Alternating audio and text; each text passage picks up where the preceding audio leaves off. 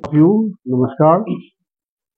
तो आज हमारा यहाँ आप लोगों से मिलने का पर्पज़ है ये यही है कि अ, मैंने मैक्स ग्रुप ज्वाइन किया है फ्रॉम 1 दिसंबर और as a chairman and head of the department of cardiovascular sciences. दूसरा मेरे पे ये भी जिम्मेदारी है कि जो मैक्स के जितने भी हॉस्पिटल हैं उनमें कार्डियक इलेक्ट्रोफिजियोलॉजी मैंने डेवलप करनी है, उसका भी मैं चेयरमैन हूँ। इलेक्ट्रोफिजियोलॉजी हार्ट की वो बीमारियों का नाम डील करती है जिसमें कि हार्ट की रिदम की प्रॉब्लम, जैसे हार्ट रेट का कम हो जाना, हार्ट रेट का बहुत बढ़ जाना, या इरेगुलर हो जाना, या इनका कोई कम्बिनेशन हो, जैसे स्लो भी है, इरेगुलर भी है, फास्ट भी है, इरेगुलर भी है। कई बार एक ही पेशेंट में कभी स्लो एंड इरेगुलर होती है, कभी फास्ट एंड इरेगुलर होती है। तो कहने का मतलब ये है कि कोई भी रिदम की प्रॉब्लम हार्ट की है जो, उसको बोलते हैं कार्डियक इलेक्ट्रोफिजियोलॉजी। सिंपल टर्म्स में अगर कहा जाए हिंदी में कि जी हम हार्ट की बिजली की जो प्रॉब्लम है, इलेक्ट्रिकल प्रॉब्लम है, उनको डील करते हैं। तो उसकी भी मेरे को पैन मैक्स की रिस्पॉन्सिबिलिटी दी गई है, क्योंकि I have been pioneer in this speciality. सबसे पहले भारत में 1993 में मैंने डेडिकेट किया है। जम्मू कश्मीर में अभी भी कोई भी इंस्टीट्यूशन नहीं है जो कि प्रॉपरली इलेक्ट्रोफिजियोलॉजी का काम करती हो। शेर कश्मीर में कुछ थोड़ा बहुत काम होता है और जम्मू में तो बिल्कुल ही नहीं होता, जीरो। जम्मू में या जम्मू रीजन में तो कोई भी इलेक्ट्रोफिजियोलॉजी का काम नहीं होता। तो ऐसे सिचुएशन में लोगों को दिल्ली ही जाना पड़ता है मोस्टली। और ये हमारा मैक्स ग्रुप के साथ ये हमारा एक एफर्ट होएगी कि हम कुछ स्पेशलिटी लोकली डेवलप करें, जिसके लिए एक मरीजों को जाना ना पड़े। कम से कम एटलीस्ट अगर हम कुछ स्पेशलिटी डेवलप करेंगे लोकल, तो 90% लोग जो हैं उनको जाने की जरूरत नहीं पड़ेगी, या बल्कि 95। लेकिन जो ज़्यादा सोफिस्टिकेटेड इक्विपमेंट की जरूरत है, जिसको कई रिदम की ऐसी प्रॉब्लम है जिसके लिए हमें ज़्यादा सोफिस्टिकेटेड टेक्नोलॉजी की जरूरत पड़ती है, उसके लिए 5-7% लोगों को जाना भी पड़ जाए तो ठीक है। अब मैं जम्मू में वैसे ओपीडी करता हूँ, पहले भी करता था एसटीडीएम हॉस्पिटल में। और तो मैं देखा हूँ कि रजौरी से पेशेंट आते हैं कई बार, और भद्रवाह किश्तवाड़ से लोग आते हैं बहुत दूर। आजकल जैसे मौसम है, पता नहीं वो बेचारे कैसे आते होंगे। तो ये चीज़ों को समझते हुए ही हमने ये एक कदम उठाया है। देखो, एज ए इंडिविजुअल मैं ज़्यादा नहीं कुछ कर सकता, मैं अपना ओपीडी करते चला जाता था। लेकिन अब मैक्स ग्रुप की मेरे को बैकिंग होएगी तो हम ज़्यादा फैसिलिटी धीरे धीरे डेवलप करेंगे।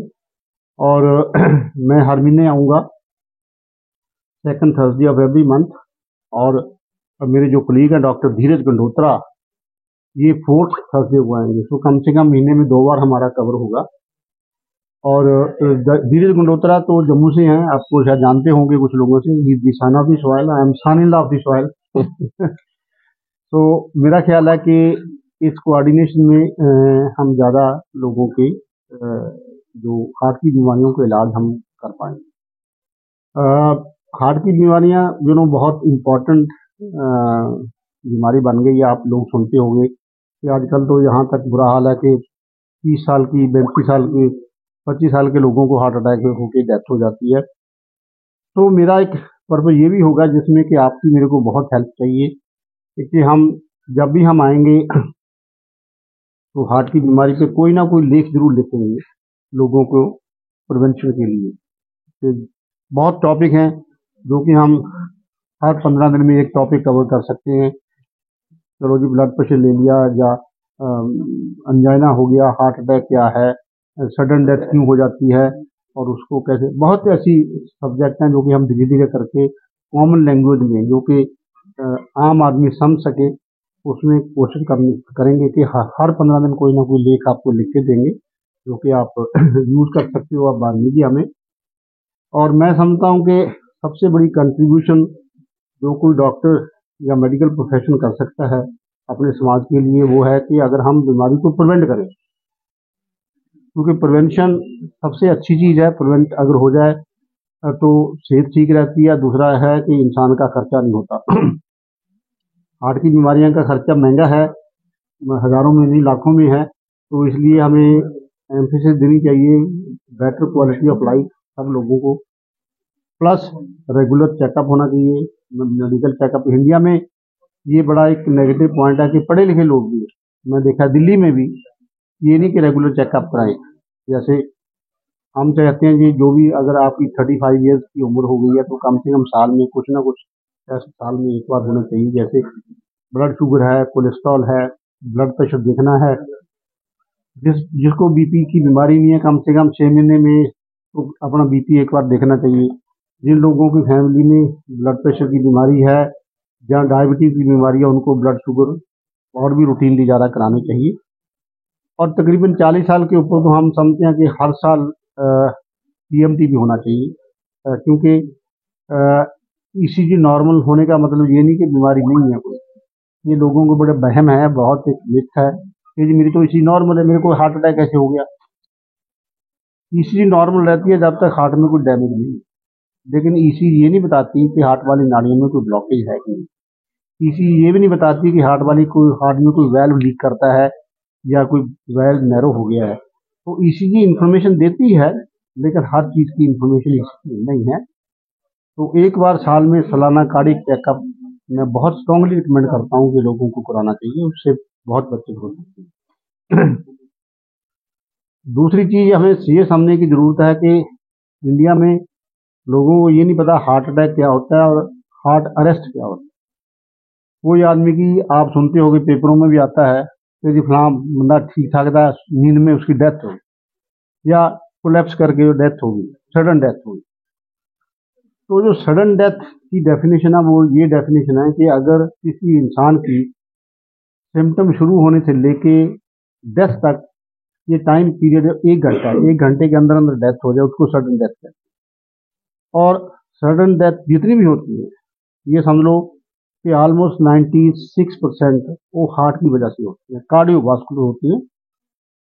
कुछ ऐसी चीजें हैं जिसमें सडन डेथ हो सकती है, जैसे अगर ब्रेन में बहुत मैसिव ब्लीडिंग हो जाए, सडनली कोई नाड़ी फट जाए या कोई पेट की नाड़ी फट जाए, कई बार ब्लीडिंग हो सकती है, पेट से भी हो सकती है, तो आदमी की सडन डेथ हो सकती है। लेकिन by and large 95% heart related problem होती है।